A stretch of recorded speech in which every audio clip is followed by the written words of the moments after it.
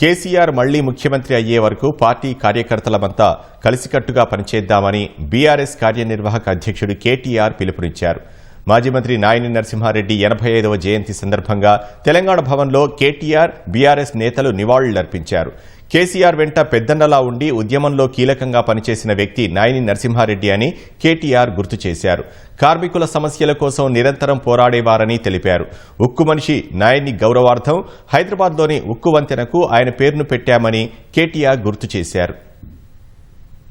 గొప్ప వ్యక్తి సోషలిస్ట్ ఉద్యమంలో, కార్మిక ఉద్యమంలో, తెలంగాణ ఉద్యమంలో ఒక ఉద్యమ నాయకుడిగా, ఒక ఉద్యమ బిడ్డగా ఎదిగిన వ్యక్తి నాయని నరసింహారెడ్డి గారు.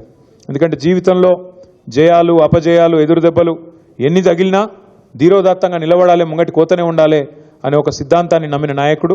ఎత్తుకున్న జెండాను దించకుండా మరి మరణించేదాకా కొట్లాడిన నాయకుడు. కేసీఆర్ గారికి ఒక అన్నగా, నరసన్నగా కేసీఆర్ గారు ఎప్పుడు పిలుచుకునేది. అట్లా ఎన్నో గొప్ప అనుభవాలు పెద్దలు కేసీఆర్ గారికి, వారికి ఒక సొంత అన్నదమ్ముల మాదిరిగా కలిసిమెలిసి ఉన్న పరిస్థితి.